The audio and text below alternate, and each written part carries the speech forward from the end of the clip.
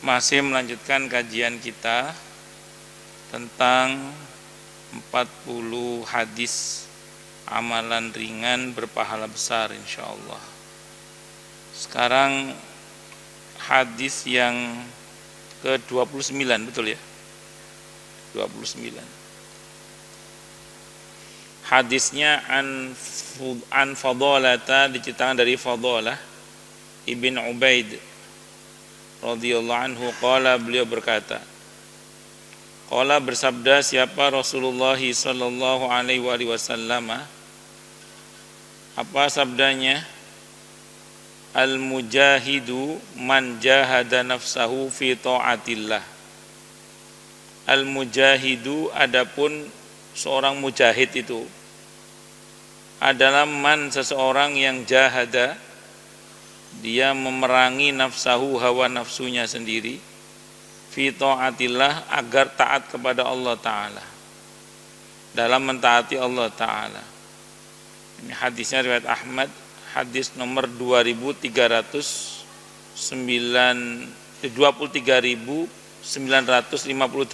At-Tirmidzi hadis nomor 1721. Hadisnya hasan sahih. Jadi disebut mujahid adalah orang yang berjuang menaklukkan hawa nafsunya untuk taat kepada Allah Subhanahu wa taala. Maka nafsu itu harus dilawan dengan akal sehat. Ya, ada nafsu, ada akal sehat. Jadi nafsu itu harus ditaklukkan oleh akal sehat. Nah, tapi akal sehat ini akan bisa menaklukkan nafsu dengan benar kalau akal ini takluk oleh wahyu.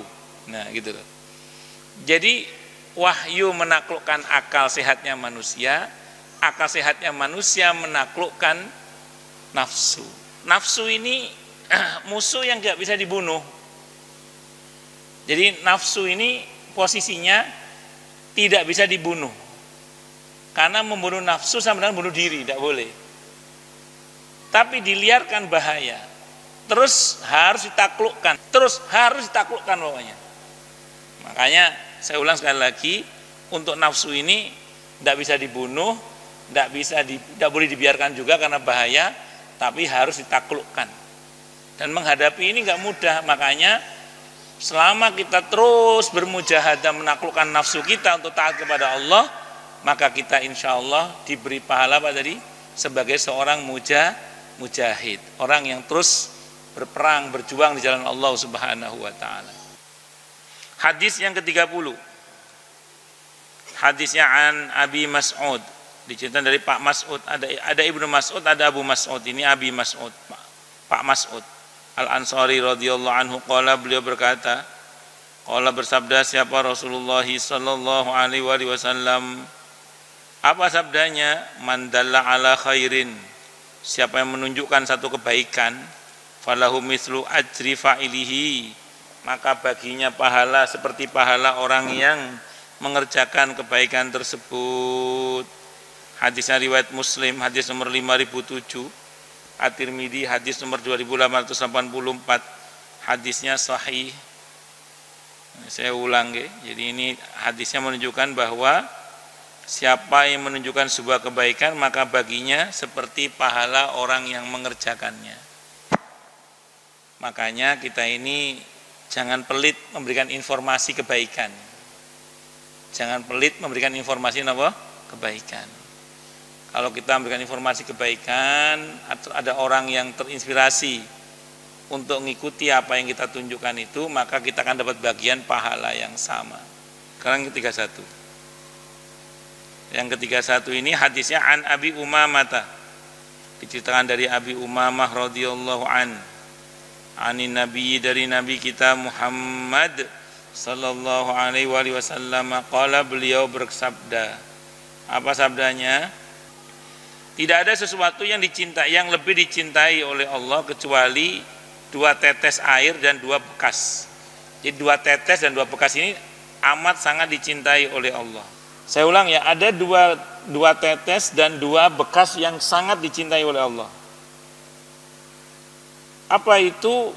Yang pertama, tetesan air mata karena takut kepada Allah.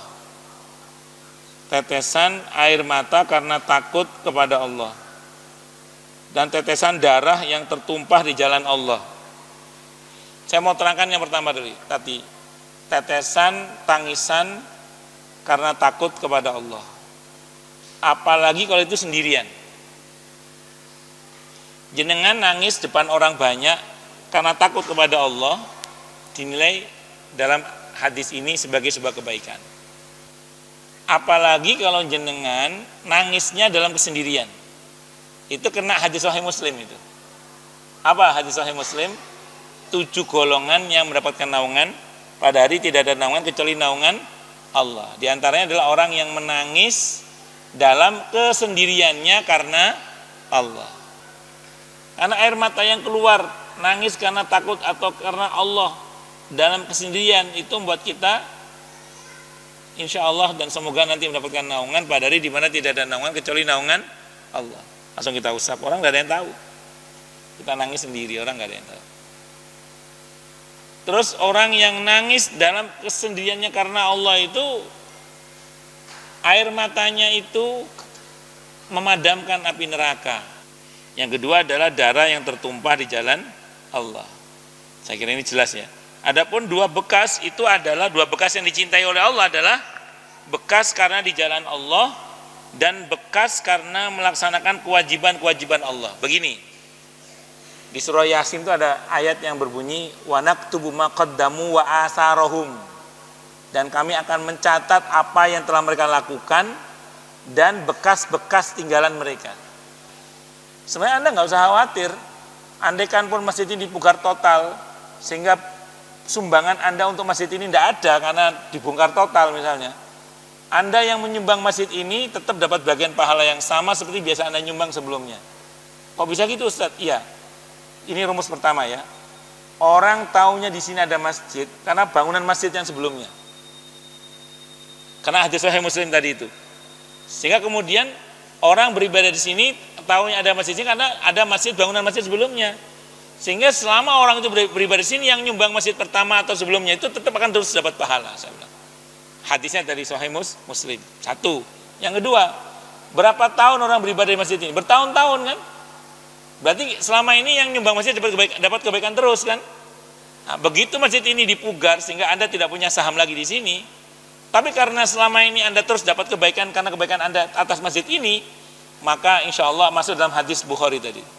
Allah akan berfirman kepada malaikat, catat untuknya kebaikan seperti biasanya dia mendapatkan kebaikan itu. Itu namanya bekas-bekas yang Allah cintai. Makanya kalau kita meninggalkan bekas-bekas yang baik dalam bentuk kewajiban, perjuangan, maka itu akan buat kita terus dapat pahala walaupun kita sudah menghadap kepada Allah, walaupun fisik bangunan yang kita tinggalkan sudah tidak ada lagi. Kemudian hadis yang ke-32, An Abi Darda, kita dari Abi Darda radhiyallahu anna nabiyya, sungguhnya Nabi kita Muhammad sallallahu alaihi wasallam, beliau berkata, man hafidhu 10 ayatin min awali suratil kahfi usima minad dajjal. Siapa yang hafal 10 ayat 10 ayat awal surah Al-Kahfi, maka dia akan dilindungi dari fitnah Dajjal, dari Dajjal. Hadisnya riwayat Ahmad, Muslim, Abu Dawud, hadisnya sahih. Terus kemudian hadis yang ke-33. Hadisnya an Abi Hurairah radhiyallahu anhu, dikatakan dari Abi Hurairah radhiyallahu anhu, qala, beliau berkata, ini sungguhnya aku sami itu mendengar an-nabiyya, nabi kita Muhammad sallallahu alaihi wasallam yaqulu, beliau bersabda, inna ummati, sungguhnya umatku, yud'auna yaumal qiyamah, mereka akan dipanggil pada hari kiamat, ghurran muhajjalina min asari sujud, min asari wudu, maaf, dalam keadaan wajahnya itu bercahaya, dalam keadaan tubuhnya itu bercahaya, wajahnya berseri-seri dikarenakan bekas wudu.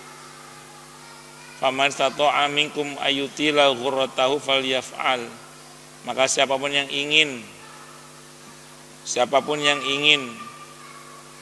memanjangkan cahayanya, maka hendaklah dia melakukannya. Hadis riwayat Ahmad, Bukhari, Muslim, hadisnya sahih. Cuman tambahan yang terakhir itu dari Abu Hurairah, bukan dari Nabi kita Muhammad SAW. Makanya kalau dalam mazhab Syafi'i wudu itu mesti dilebihkan, kan sampai siku dilebihkan 3 jari di atasnya, sampai mata kaki dilebihkan sampai separuh betis. Kalau mau dilebihkan lagi boleh, tidak apa-apa kalau kata Abu Hurairah, tapi hati-hati jangan sampai boros air. Hadis yang ke-34, an Abi Hurairah, cerita dari Abi Hurairah radhiyallahu anna Rasulullah, sungguhnya Rasulullah sallallahu alaihi wasallam qala, beliau bersabda, man ightasala yaumal jum'ati, siapa yang mandi pada hari Jumat, ghusral janabati, seperti mandinya orang janabat, mandi sekujur tubuh berarti, summa roha, kemudian dia berjalan, faka'annama kemudian jalan menuju ke salat Jumat, berarti kloter pertama ini, faka'annama qaraba budnatan, maka seolah-olah dia seperti kurban 1 ekor onta, budnah itu seekor onta. Waman roha fis sa'ati saniyah, siapa yang berjalan untuk salat Jumat di kloter kedua, faka'annama qaraba baqaratan, maka seolah-olah dia kurban 1 ekor sapi. Kata para ulama, kurban yang paling baik nomor 2 adalah sapi.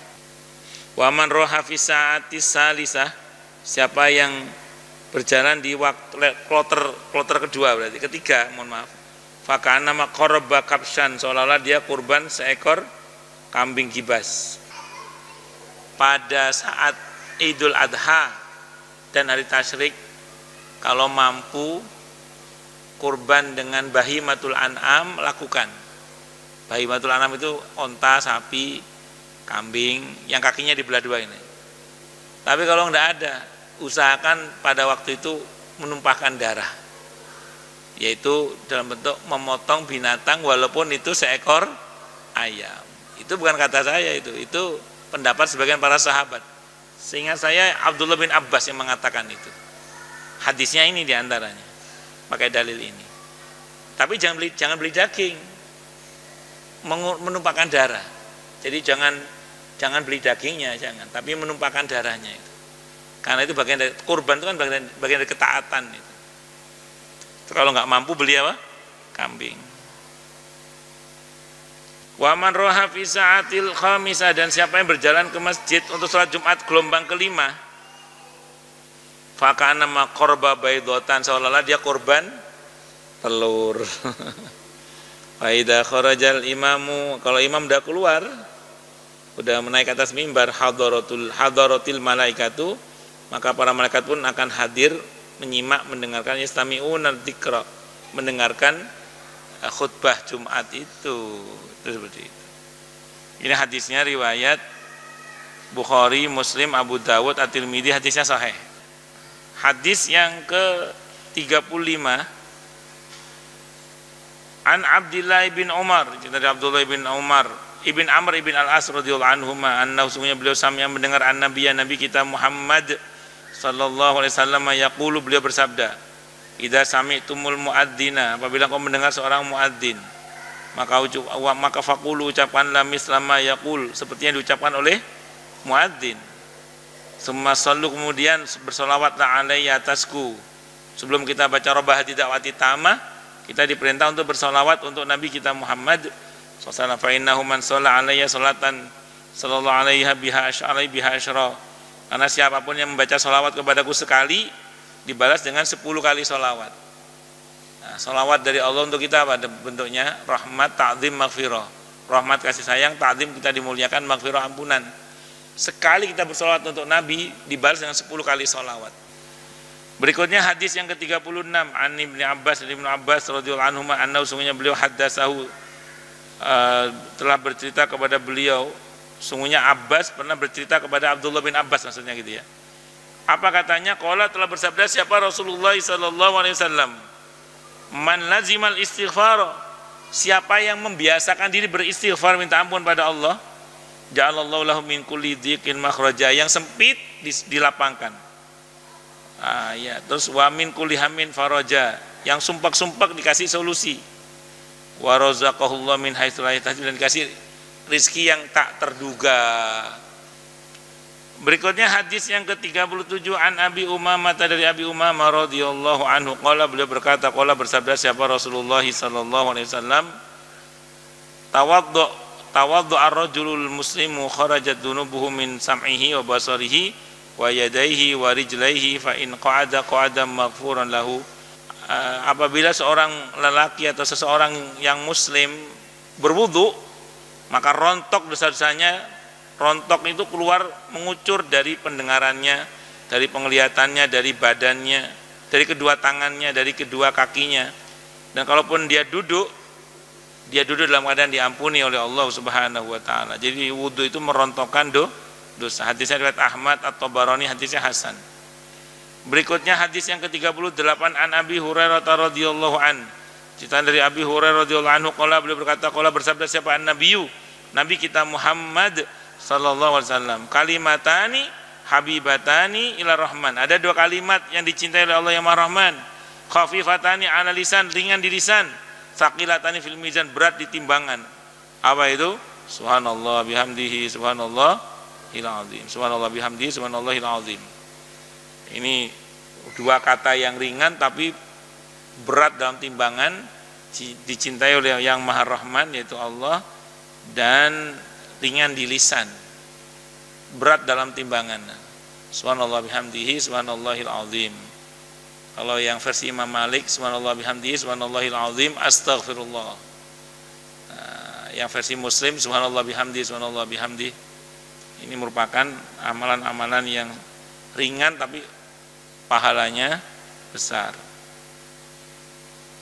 Hadis yang ke-39 an Aus, dari Aus ibn Aus As-Saqafi radhiyallahu anhu, sami'tu, aku mendengar Rasulullah sallallahu alaihi wasallam yaqulu, beliau bersabda, barang siapa yang mandi dengan rambut pada hari Jumat, maksudnya mandi sekujur tubuh, dan mandi menyiram sekujur tubuhnya, lalu dia pergi untuk salat Jumat pada awal waktu dan sampai mendapatkan awal khutbah dengan berjalan kaki, tidak berkendaraan, lalu duduk mendekat kepada imam untuk mendengarkan khutbah dan tidak berbicara, maka setiap langkahnya dicatat pahala puasa dan ibadah malam 1 tahun. Hadis riwayat Ahmad, Abu Dawud, Ibnu Majah, hadisnya sahih. Tentang keutamaan melangkahkan kaki bukan dengan kendaraan, tapi bukan tidak boleh pakai kendaraan. Itu seperti itu. Duduk mendekat kepada, kemudian dia duduk mendekat kepada imam untuk mendengarkan khutbah dan tidak berbicara. Maka setiap langkahnya dicatat berpahala puasa dan ibadah malam 1 tahun. Yang terakhir hadis yang ke-40 adalah an Abdillah bin Mas'ud radhiyallahu anhu yaqulu, beliau berkata, qala bersabda siapa Rasulullah sallallahu alaihi wasallam, man qara'a harfan min kitabillah falahu biha hasanatun. Siapa yang baca satu huruf dari kitab Allah, maka baginya satu kebaikan. Wal hasanatu bi asri amsalihha, dan satu kebaikan itu dikalikan 10. La aqulu alif lam mim harfun, aku tidak berkata alif lam mim itu satu huruf, walakin alifun lamun, alifun harfun, walamun harfun, wa mimun harfun. Berarti kalau kita baca alif lam mim itu dapat 30 kebaikan minimal itu. Minimal. Hadis riwayat Tirmidzi, hadisnya hasan. Ini selesai 40 hadis. Kalau besok memang kajian lagi, berarti besok kita ngaji bab